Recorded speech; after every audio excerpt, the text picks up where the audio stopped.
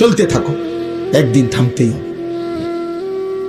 একদিন পৃথিবীর বাস্তবতা এটা, হয় মৃত্যু, নয় বার্ধক্য, নয় অসুস্থ, তোমারে থামাই দিবে।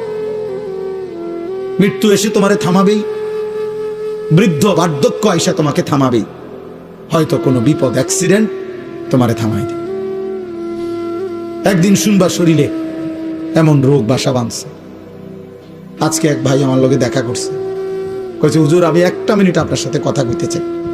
আমি চিনতাম তাকে, মোটরসাইকেল চালাইতো, ব্যবসা করতো, সারাটা ক্যান্টনমেন্ট ঘুরতো, সারাদিন পরিশ্রম করত। উনি ভালো মানুষ, আমার সাথে এক মিনিট দেখা করতে দাঁড়াইছিল। আমি ভুলে গেছি, আবার গাড়ি ঘুরাইয়া ওনার সামনে গেছি। বললাম কি ভাই? কয় চেহারাটার দিকে তাকাইয়া বলল যে হুজুর আমি মনে হয় বেশি দিন বাঁচবো না, আমার এমন মারাত্মক রোগ হয়েছে যে আর বেশি। উনি একটা কাগজ দিছে, আমার ছেলে মেয়েগুলোর নাম আপনার কাছে দিলাম, আপনি একটু দোয়া করেন। বলছে আমার মেয়েটা একটু বড় হয়ে গেছে, বড় হয়েছে, আপনি যদি পারেন হুজুর একটা কোনোদিন আমি যদি নাও থাকি, না বাঁচি, আমার মেয়েটার জন্য একটা ভালো ছেলে দেখে। আমি তাকাই রইলাম। এই জন্য দোস্ত থামাই দিবে তোমার। প্রতিদিন কেউ না কেউ থেমে যাচ্ছে।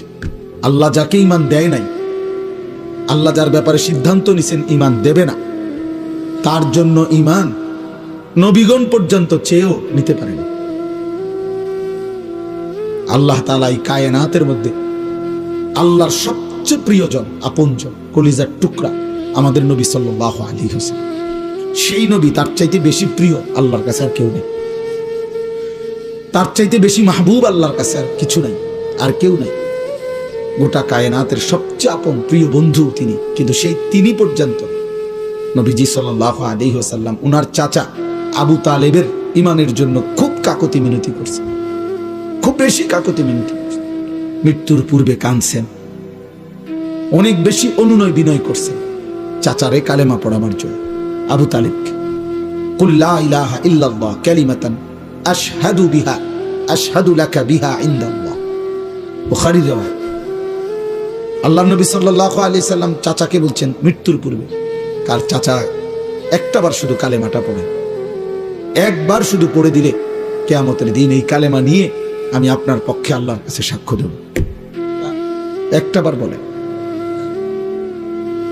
একটাবার। কিন্তু আসমানওয়ালা রব আল্লাহ তাআলা বলছে বন্ধু আপনি আমার সবচেয়ে প্রিয়জন, আপনি আমার কলিজার